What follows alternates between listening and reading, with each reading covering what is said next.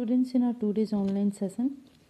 In our today's online lecture, we will talk about the poem The World is Too Much With Us, written by William Wordsworth.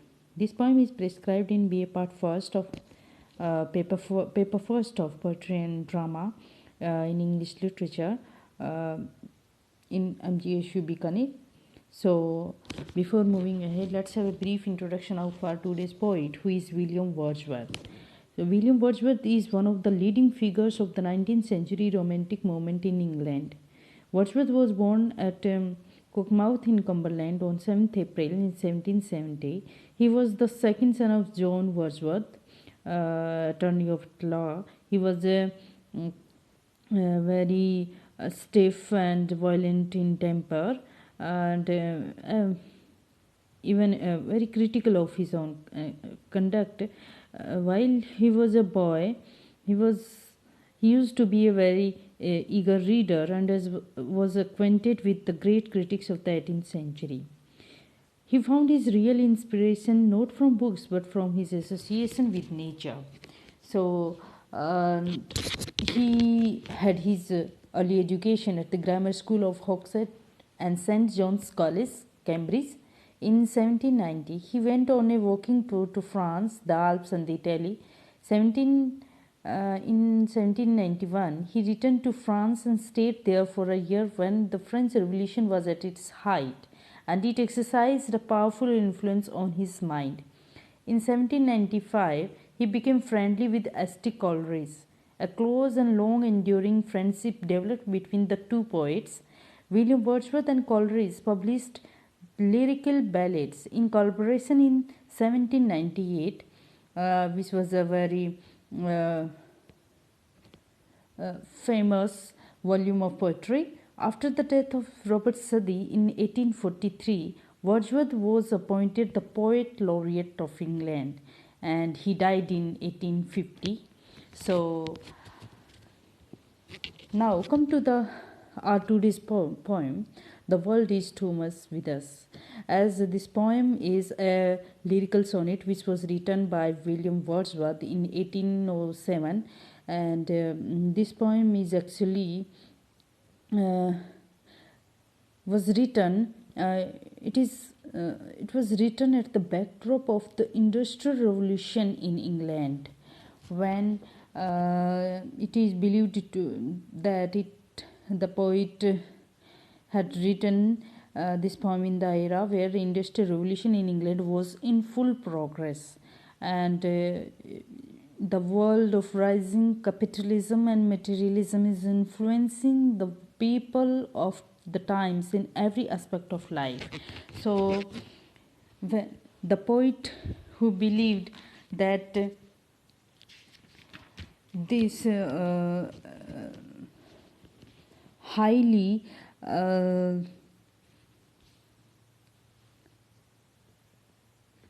that how actually the poet here seems to believe, or we can say that he believes at deeper level that the people of that time who became so much engrossed in the pursuits of materialistic gains that they failed to acknowledge or to admire the scenic beauty of nature, or this poem actually is an expression of his deep love and admiration for the objects of nature, such as the sun, the moon, the sky, the sea and the winds. So the language of the poem is also very simple. Wordsworth believes that poetry ought to be written in the simplest language of the common people.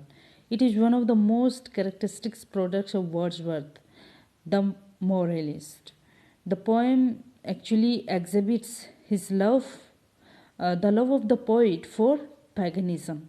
So we can find here his very philosophy of the love for nature. Actually, as you know that William Wordsworth is considered the worshipper of nature. So let's have the text of this poem. Okay, let's begin here the text of this poem. The world is too much with us. Late and soon, getting and spending, we lay waste our powers. Little we see in nature that is ours.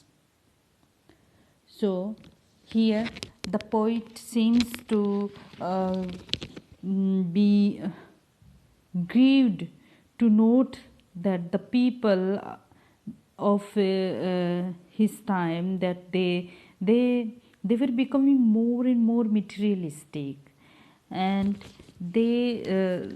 he was deeply pained to see that his contemporaries were wasting all their powers and time in earning money and in their pursuing their materialistic gains. The world is too much with us, late and soon, getting and spending, we lay waste our powers. So he believes that being a lover of nature, he was deeply concerned that the people of his time, they were wasting their time, their powers and their potential, or even their time in pursuing cheap or cheap trivial materialistic gains or monetary tasks. So they had great power of spiritual elevation and development of their soul, but they wasted all that power in amassing wealth and spending it in wasteful, we lay waste our powers in wasteful pleasures. So what happened then? Little we see in nature that is ours.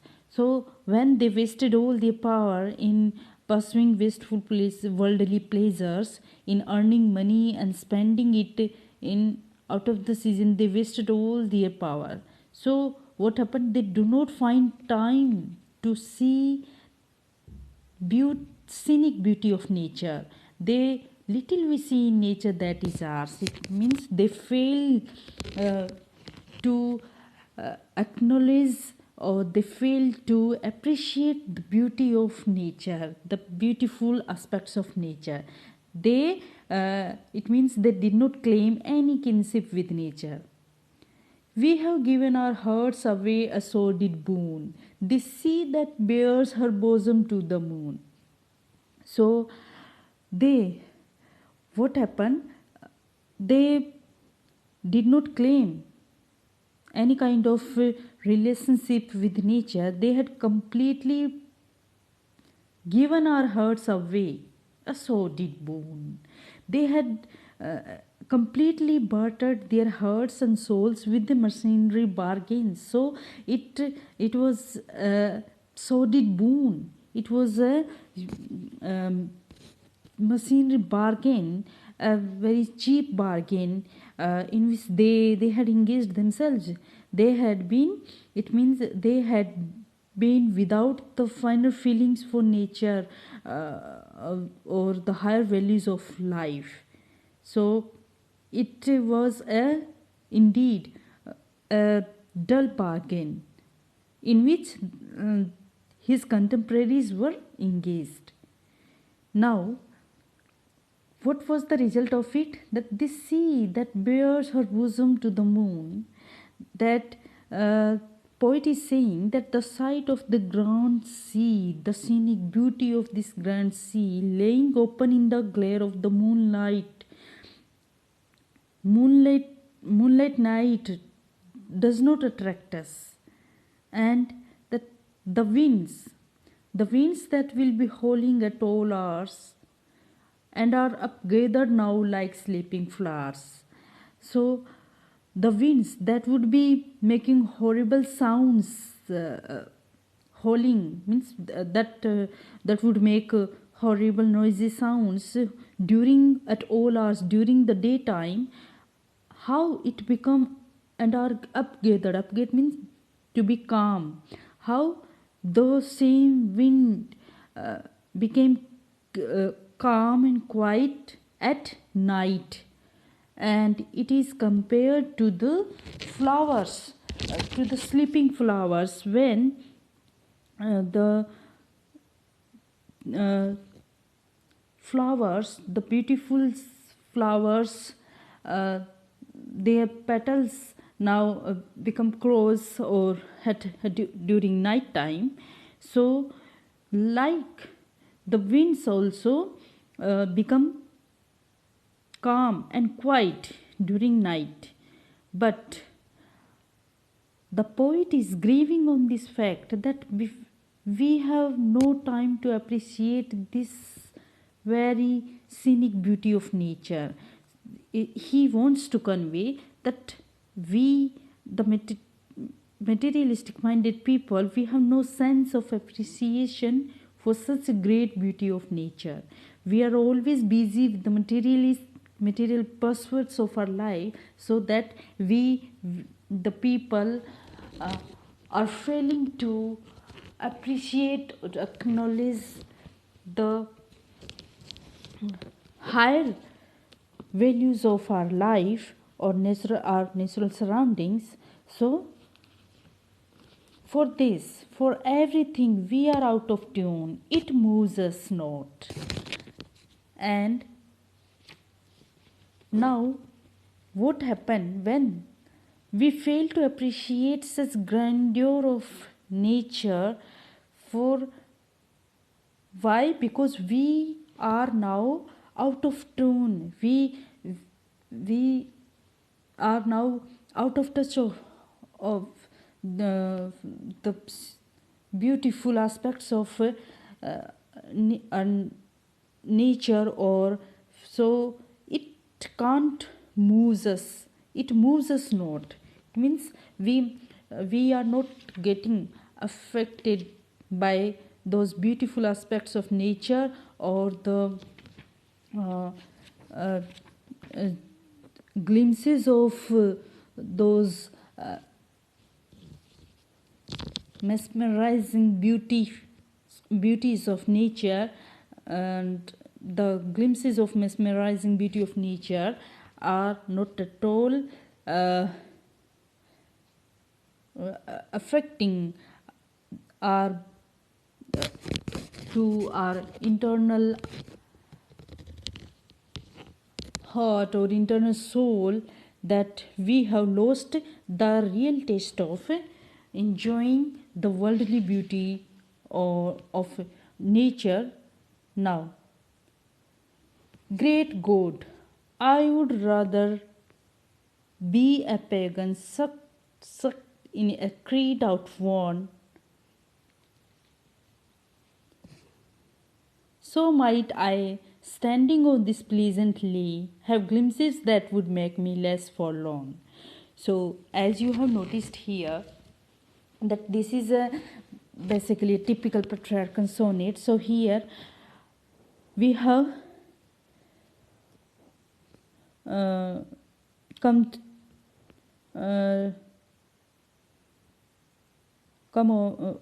we have finished the octave part of this sonnet. Now, from this great God, we are moving ahead in the next sestet part of this sonnet, where we can find a sudden change in the tone of the poem, or sudden change or turn in the thought of this poem. In the beginning of this sestet part, here I am reading for you. Great God, I would rather be a pagan sucked in a creed outworn. So here the poet is so much disgusted with the ugly life of his age that he desires to run away to the age of pagans, where he could follow his inner soul, his inner desires. How can he do that? I would rather be a pagan sucked in creed outworn. The outworn means outdated, or of ancient time. That here the poet is so much disgusted with the materialistic, with the hollow aspects of uh, to aspects of his contemporaries' lives of or hollow outlook, people of his time, that he desires to run away from here. From he desires to run away, to go where? To the age of pagans, to the outworn or ancient religion of paganism. Pagan is a follower, or who is pagan here? A follower of old faith of ancient Greece or Rome that flourished before the spread of Christianity. And here poet is saying that he wants to go back to the age of pagans who were very simple and innocent people, as the pagans who believed in various gods and goddesses found in nature. So the poet desires here that in their company he would stay beside meadow and enjoy himself among the variety of beautiful objects of nature. So might I standing on this pleasant lilies grasslands, so that he can stay there in the stay on grasslands or meadows, and he can enjoy himself among the various beautiful surroundings of nature, have glimpses that would make me less forlorn. And through this he can also vanish his loneliness. Forlorn means loneliness. So his loneliness will vanish in the company of the beautiful scenes of nature. So apart from this, he can also have sight of Proteus rising from the sea, or hear old Triton blow his red horn. So here the poet is saying that apart from this, he would also get an opportunity to see the sea god Proteus, who was rising from this sea.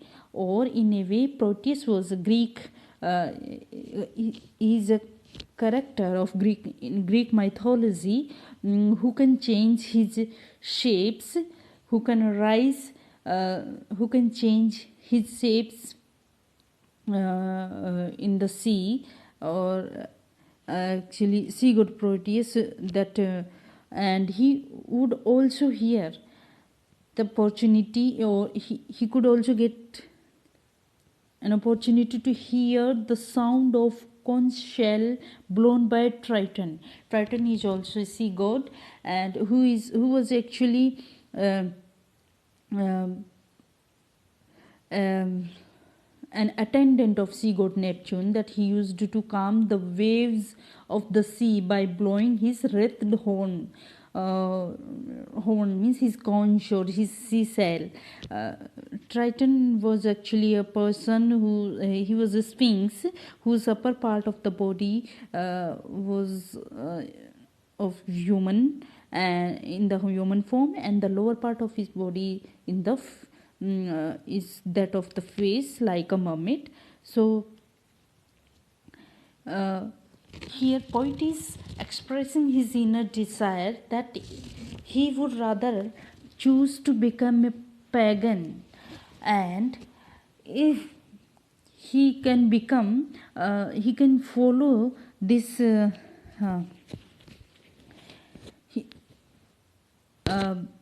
the paganism. So he would also get an opportunity to see the sea god Proteus, and he was also he would also he love to hear the music which is produced by Triton through his horn. And so like he's expressing his desire that he is ready to accept paganism for Christianity for the sake of his love for nature.